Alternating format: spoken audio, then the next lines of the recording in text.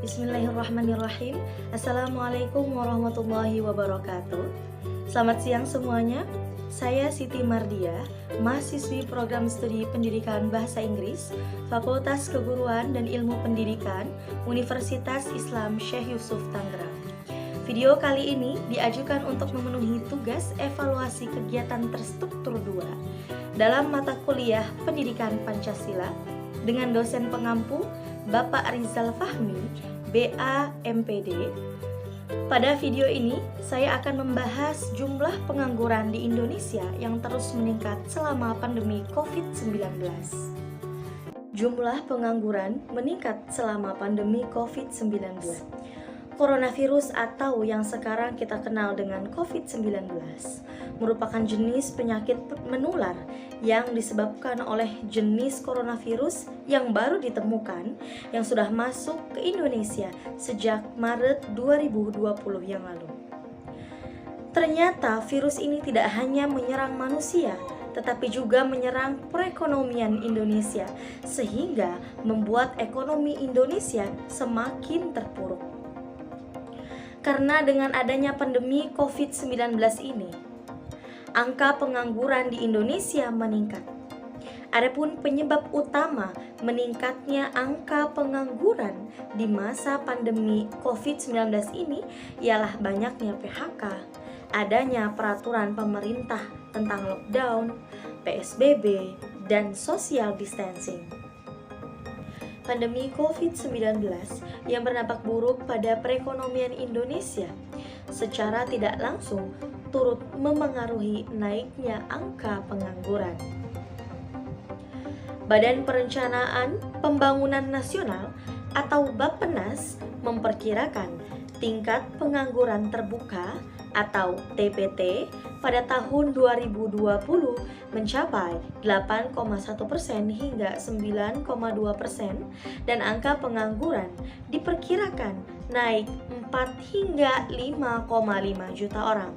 Lebih lanjut, pada 2021 TPT diperkirakan mencapai kisaran 7,7% hingga 9,1%. Jumlah pengangguran juga diprediksi meningkat antara 10,7 juta sampai 12,7 juta orang. Angka tersebut naik dibandingkan jumlah pengangguran pada Februari tahun 2020. Badan Pusat Statistik atau BPS mencatat tingkat pengangguran terbuka atau TPT pada bulan Februari tahun 2020 sebesar 4,99% dengan jumlah pengangguran sebanyak 6,88 juta orang. Dikhawatirkan pada tahun 2021 pengangguran akan mencapai 10,7 sampai 12,7 juta orang. Jadi, kita berharap bisa dikembalikan setidaknya mendekati sebelum pandemi. Ucap Kepala Bappenas, Suharjo Manoarfa, dalam rapat bersama Komisi 11 DPR RI, Senin 22 Juni tahun 2020. Peningkatan perkiraan jumlah pengangguran tersebut merupakan dampak ekonomi dari pandemi COVID-19. Selanjutnya, faktor yang mempengaruhi jumlah pengangguran di Indonesia meningkat selama pandemi COVID-19. Faktor-faktor yang mempengaruhi jumlah pengangguran di Indonesia meningkat selama pandemi COVID-19, yaitu yang pertama, men atau orang, yaitu produktivitas menurun karena PSBB, tidak memiliki kemauan wirausaha, pendidikan dan keterampilan tidak sesuai dengan teknologi, serta tidak dapat memenuhi kualifikasi persyaratan yang diminta oleh dunia kerja. Faktor yang kedua adalah surroundings atau lingkungan, yaitu pembatasan sosial berskala besar atau PSBB di daerah-daerah Indonesia, social distancing, physical distancing, dan lockdown. Faktor yang ketiga yaitu suppliers atau pemasok, yaitu penurunan produksi, penurunan konsumsi nasional, penurunan kegiatan jual beli, stagnasi ekonomi. Yang keempat yaitu proses, meliputi belum tersebar program pelatihan kartu prakerja dan program perluasan kesempatan kerja belum diperbanyak. Dari faktor-faktor meningkatnya jumlah pengangguran selama pandemi, dapat kita simpulkan bahwa Pancasila memiliki kekuatan di masa pandemi COVID-19. Ideologi Pancasila sebagai benteng pertahanan dalam arti fisik maupun metaforis perlu diperkuat dalam upaya berkelanjutan melindungi dan mengamankan rumah bersama untuk seluruh komponen bangsa. Sejatinya, pemahaman nilai-nilai Pancasila merupakan hal yang paling fundamental untuk mengontrol masyarakat tanpa perlu dilakukannya penegakan secara represif. Pemahaman nilai Pancasila mampu mencegah terjadinya pelanggaran atas peraturan yang dibuat pemerintah berhubungan dengan penanganan pandemi COVID-19. Setidaknya, konsep cinta tanah air perlu diperdalam kepada masyarakat agar pemahaman nilai Pancasila lebih kokoh di tengah kehidupan masyarakat Indonesia. Budaya tertib pada aturan merupakan bagian dari nilai-nilai yang terkandung dalam Pancasila yang bertujuan untuk melindungi kepentingan bersama. Dalam situasi apapun, penanaman nilai-nilai Pancasila dan cinta tanah air akan mempermudah pemerintah untuk menghimbau masyarakat terhadap hal yang urgen dalam negara. Konten nilai dalam Pancasila akan membuat masyarakat sadar bahwa pemerintah perlu mendapatkan dukungan dari rakyatnya untuk menangani pandemi COVID-19 ini. Apabila Pancasila sudah menjadi hal vital dalam masyarakat, pemerintah dan rakyat tentu akan memahami dengan pasti kewajibannya dalam bernegara. Sebagai ideologi yang menjadi representasi dari nilai-nilai ketuhanan serta nilai-nilai yang hidup dalam masyarakat Indonesia, ideologi Pancasila tentu menjadi kaidah hidup dalam konteks berbangsa dan bernegara. Sudah tak terhitung terdapat perilaku yang telah mendarah daging sehingga menjadi karakter warga negara, serta terdapat juga nilai dan perilaku ideal yang perlu dihabituasikan sebagai ikhtiar dalam bentuk warga negara yang Pancasilais. Memaknai ideologi Pancasila tidak bisa dilakukan dengan menggemakan jargon atau melalui proses sosialisasi teoretik semata. Tetapi makna ideologi Pancasila akan terasa hikmahnya apabila diaplikasikan melalui keterlibatan kita dalam proses mewujudkan keadilan serta kesejahteraan umum. Bahkan melalui komitmen kita untuk menjunjung tinggi Pancasila dalam kondisi apapun. Dalam konteks Indonesia yang sedang dilanda pandemi COVID-19, seberapa jauh sudah peran diri kita sendiri dalam mengutamakan kepentingan umum? Minimalnya kita mengikuti anjuran pemerintah untuk tidak berkumpul serta melakukan tindakan yang bisa merugikan orang lain.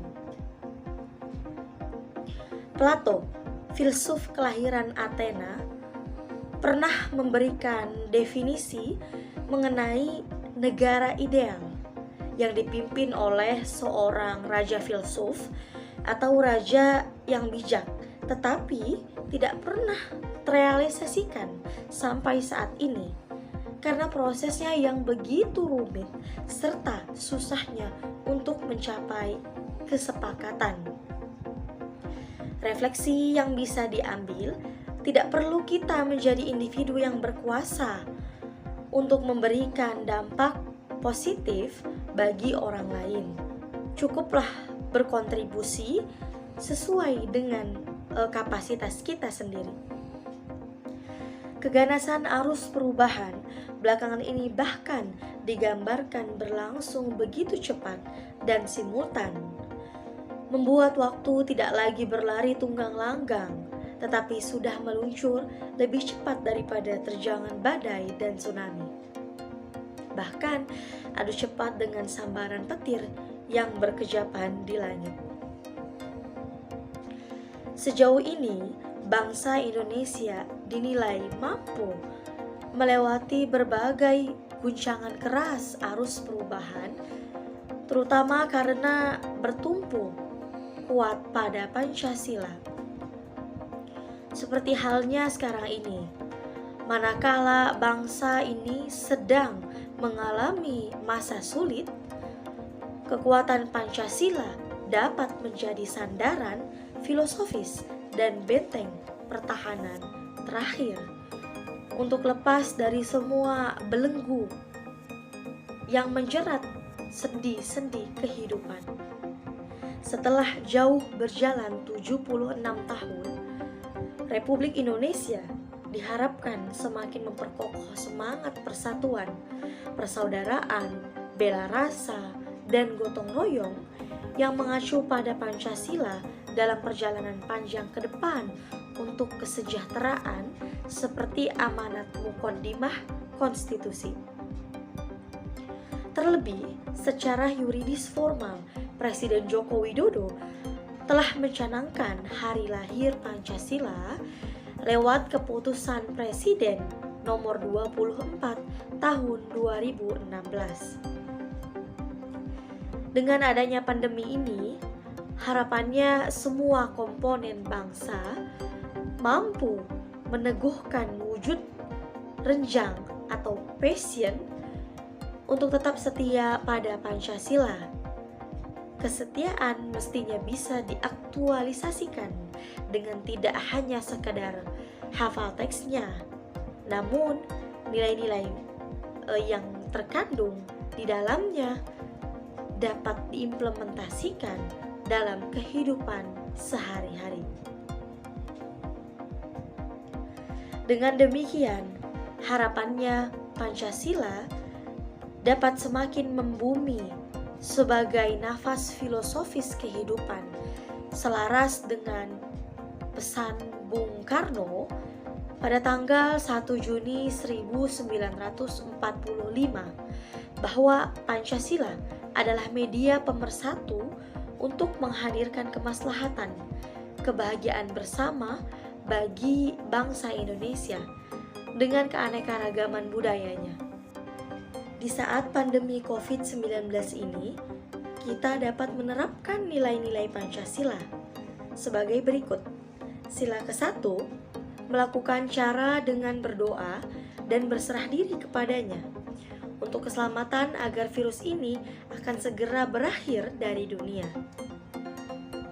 Yang selanjutnya, sila kedua, setiap orang wajib memperlakukan satu sama lain dengan memperhatikan etika sehingga muncul rasa memanusiakan manusia. Yang selanjutnya, sila ketiga, pandemi ini dapat dikalahkan dengan cara kita bersatu untuk melawannya. Pada saat ini, mungkin cara yang dilakukan adalah dengan menjaga jarak serta berdiam diri di rumah saja. Yang selanjutnya, sila keempat, mendukung kebijakan pemerintah dalam menerapkan pembatasan sosial berskala besar atau PSBB adalah salah satu cara untuk meminimalisir penyebaran COVID-19. Dan yang terakhir, sila kelima, dibutuhkan sinergitas yang baik seperti kerjasama antara masyarakat dan masyarakat, serta kerjasama masyarakat dan pemerintah, dan bersikap adil. Untuk para pencari kerja, masa depan kalian tergantung pada apa yang kalian lakukan hari ini. Oleh karena itu, lakukan yang terbaik, jangan bermalas-malasan. Mari menuju masa depan yang lebih cerah. Mari implementasikan nilai-nilai Pancasila dalam kehidupan sehari-hari. Kita Indonesia, kita Pancasila. Terima kasih. Wassalamualaikum warahmatullahi wabarakatuh.